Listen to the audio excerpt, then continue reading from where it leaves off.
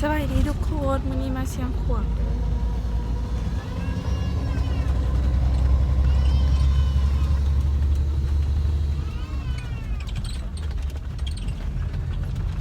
วันนี้มาเชียงขวางหนาวอากาศหนาวบรรยากาศที่เชียงขวางเลยวันนี้น้องเมย์มาเชียงขวางมาถึงมาไปเจนไหมมาทุกคนเดี๋ยวจะพาไปตลาดเชียงขวางวันนี้มาฮอดเชียงขวางแล้วเด้ออากาศยังหนาวอยู่เนาะเดี๋ยวสิไปเฮ็ดไปซื้อข้าวปุ้นไม่เฮ็ดกินเดี๋ยวสิพาไปเลาะตลาดเชียงขวางเด้อบรรยากาศดีcho con cho ai vừa bắt trứng cái vừa ai ăn cái nắp gì nè ปเจ้ามาปียาม bắt trứng bắt trứng กะหล่ำปีนี่ทุกคนนี่ไปอีตลาดมาฮอดเชียงขวางแล้วเด้อผู้เบาเชียงขวางนี่สิเด้อเป็นตลาดเด้อ có hòn cả cái gì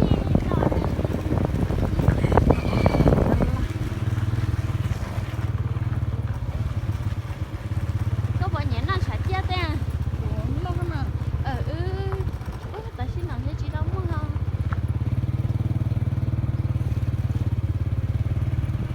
อันนี้เชียงขวางอยาก phải như mới phải chết mà nhận phải chết lại quên thôi vậy chăm như vậy nó chị ta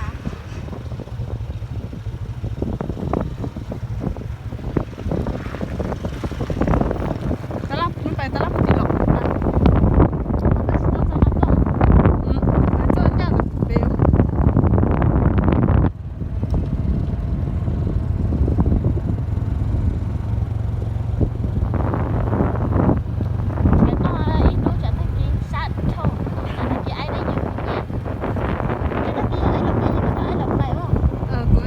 ไอ้กับไปเจ๊ชี้จ้ะนี่จะต้องไปเจ๊ไอ้กับฟังได้แต่ไปยังไง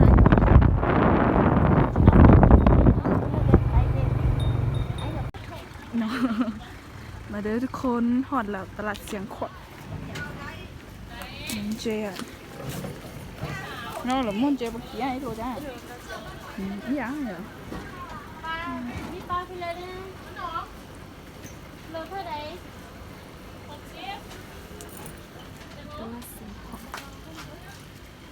นี่ทุกคนตลาดเสียงขวดเลยซื้อปลาไปปูนกินวันนี้น้องลงหน่อยปลากระสังแล้วนะ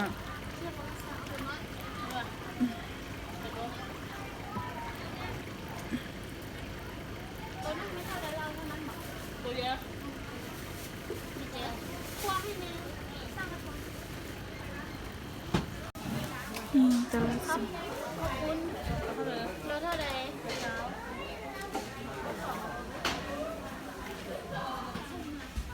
จางที่ตัวเขาเลยเนี่ยเดี๋ยวตัวเขาเหมือนหน่อยไม่เป็นนอกก็ tan khóc bún một มาตัวไปเจ๊ bút tan nó một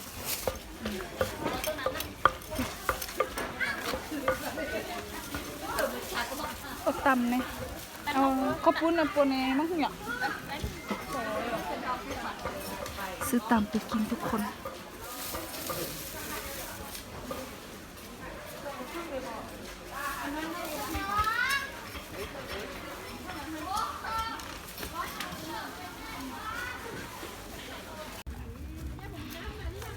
ทุกคนตลาดเสียงของจอ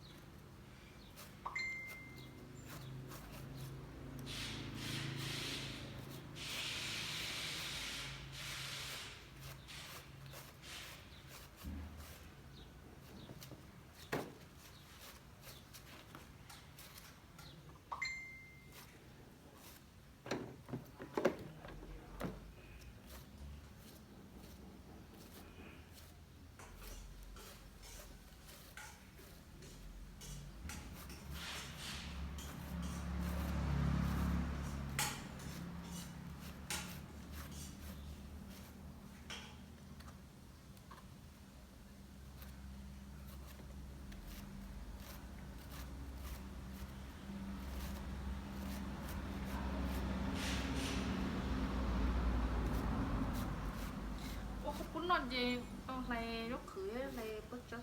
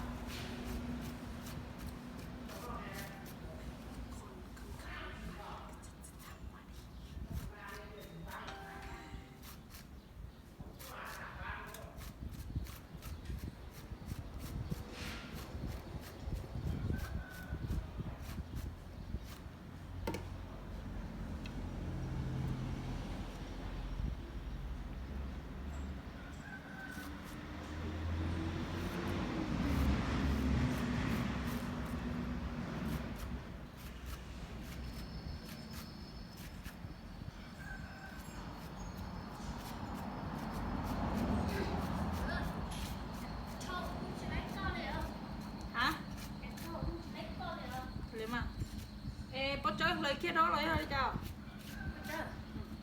Này trong rồi đấy. lấy cho đã cháu đi rồi chẳng có đi lố luôn đi à là nó là đi sáng à Đi sáng. tôi không hiểu kèo nó có to á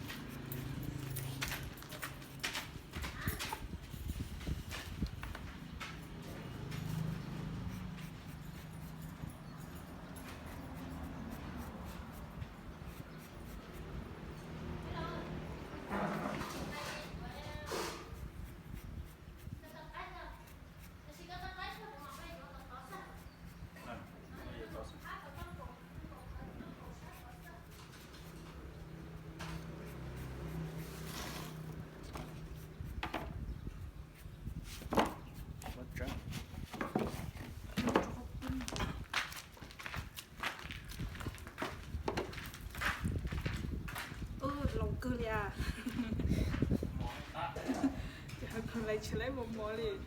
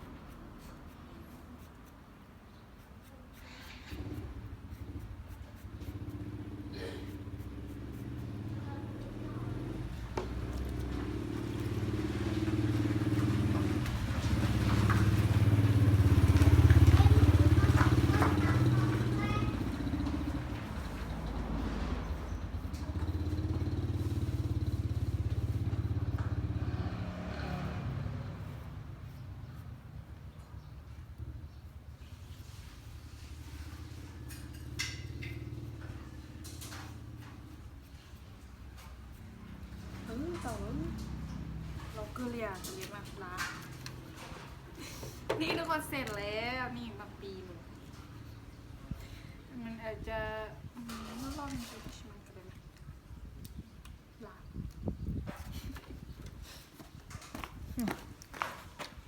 มาทุกคน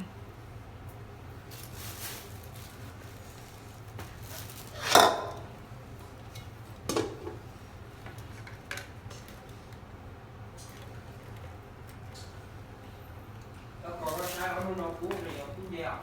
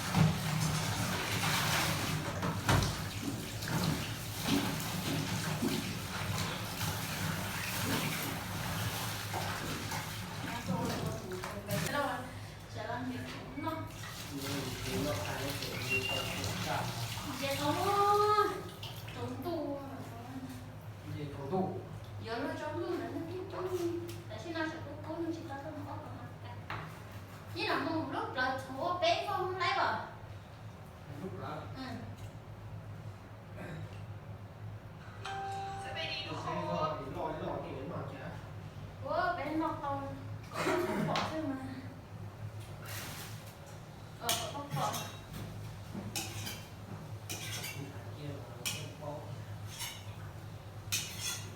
có gì trâu sẽ làm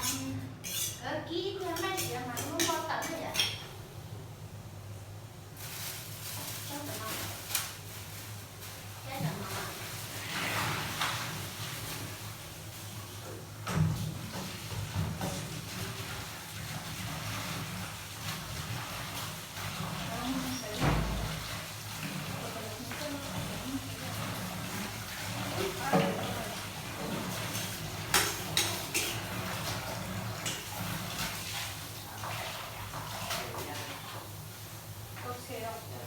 sẽ ở lúc chuyển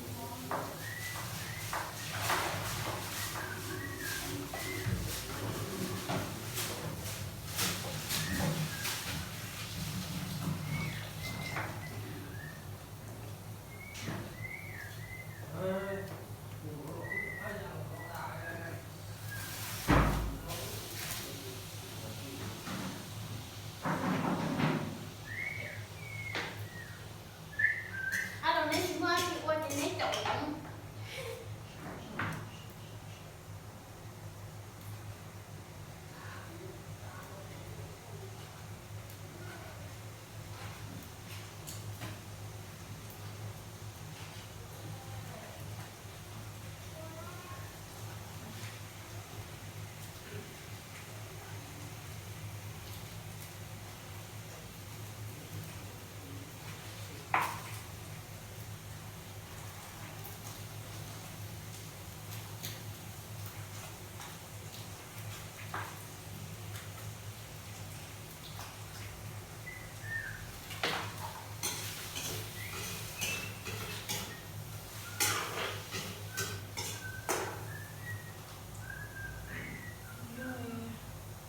Thắp theo xây lên bè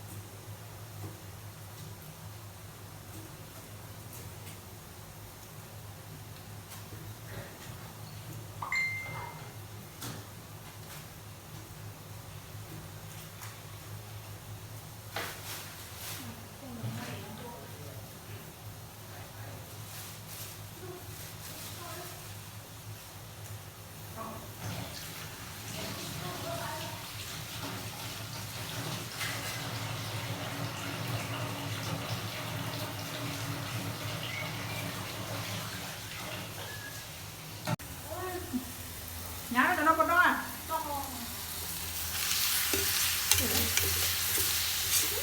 ấy chỗ nó có mà khu cá nó có mà chỗ nó có mà nè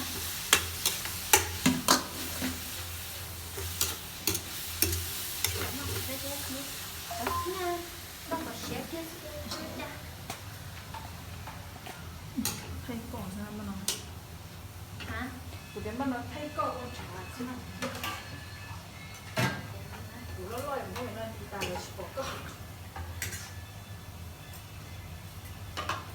con chả kia nó từ nồi có nó này từ sấy của nó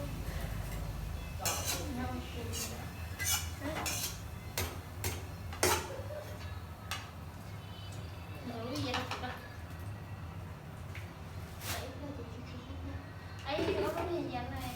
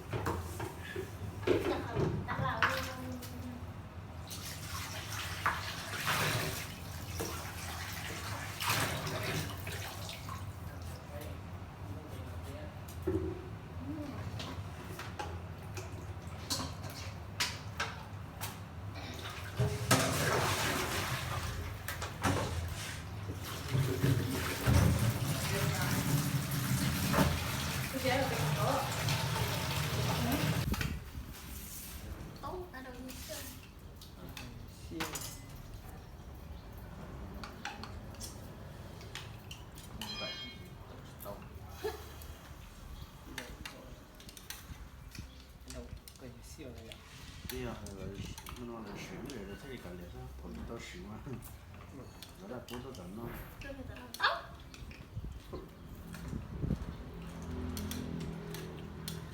反正这样子，要是你再做，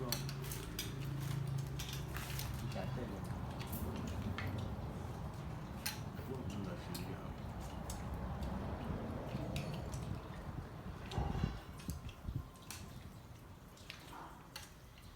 ลูกกระเพาะกับส่วน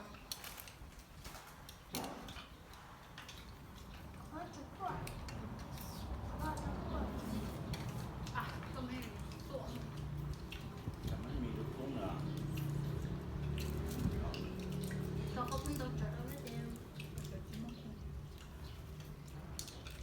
刚才就乱了，咱什么空了？ ข้าวอย่าง เดี๋ยวจะเอาปุ้งก่อน คุณจนลง ก็เพิ่งต้องจดเอา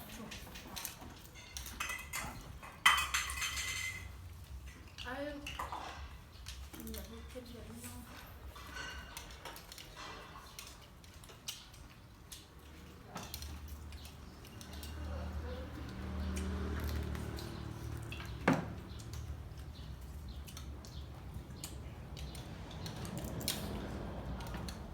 几个？嘿，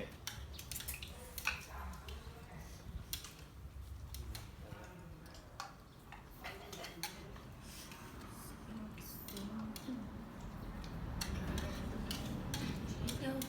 ลูกไปซ้อยรุ่นไหมฉันนอนก่อน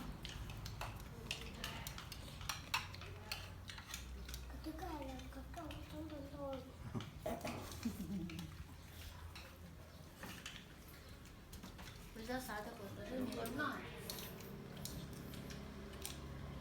我能乱弄。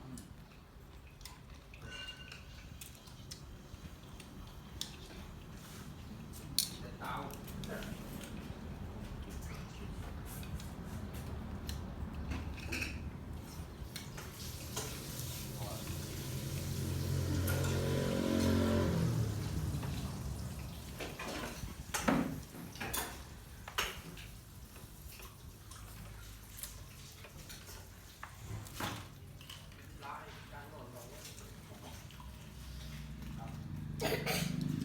คือนั่นนี่กันทั้งหมด đúng không mấy người lên không muốn để trẻ mà không giờ lấy trẻ นอกสวรรค์ nó có tàu hồng và xanh được ô เฮ้อ nó mò nó bỏ hết chưa มาซา nó mò nó hết chưa ชื่อ nhưng khó biết thằng bay เป็ดบอลด้านลงเป็ดบอลฮะโอ้ตาอินทุ่งลงมามันลงตา 到10万块钱。你要把那个用掏了， อ่ะ 掏上。 อืม ตายแล้วกุ้ง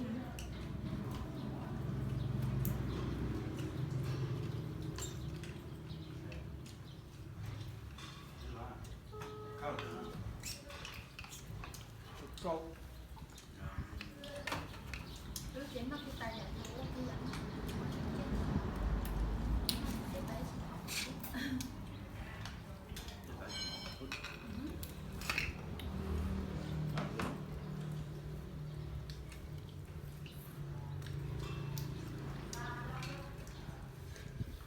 มีตังหัวรอดเดียว ขึ้นหน่อย phải nó xẻ với này không อ่ะ phải nó xẻ อาเชีย đó หนูได้เล่นได้แบบตักเสียจะเสียเดินเกียร์เสีย nó xẻ mấy tôi ต้องหมอจ้ะ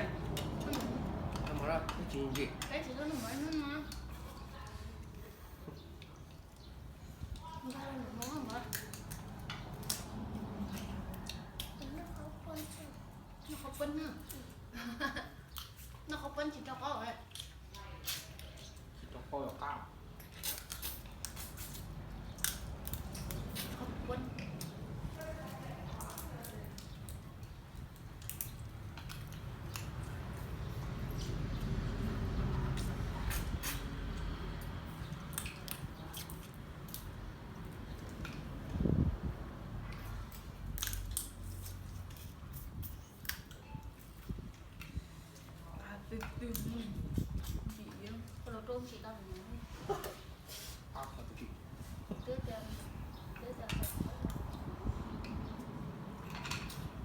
有亲戚，亲戚也有不干。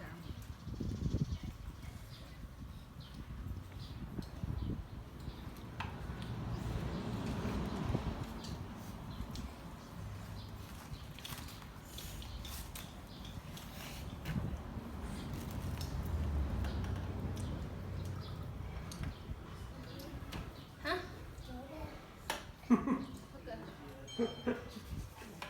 哇，这可能呢。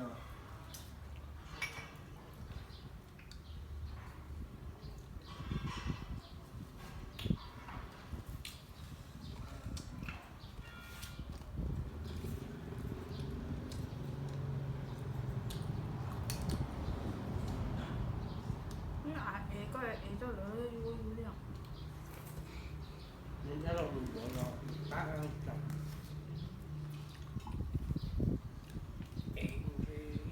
那说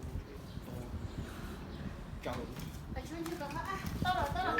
น้ำเอ็มเนี่ยยังไม่นอน 这种吃。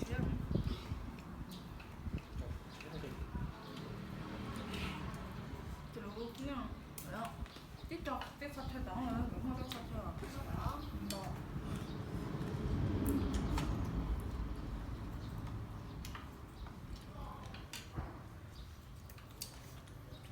còn nó hình tượng quá tấm bằng này nó có được ก็นั่งเจน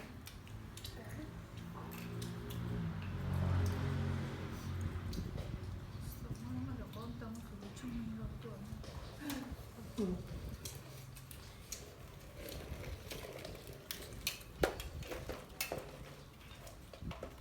nó cũng chỉ lâu ấy bây giờ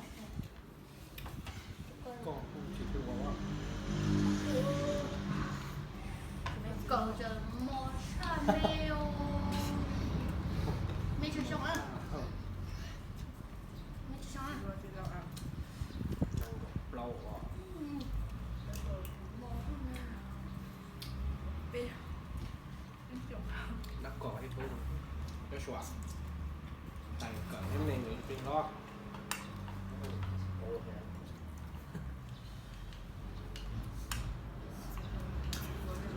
รวยต้องมันนั่งอย่างนี้ตัวรวย nó chơi như mà เอาตัว nhầm có một nhầm á em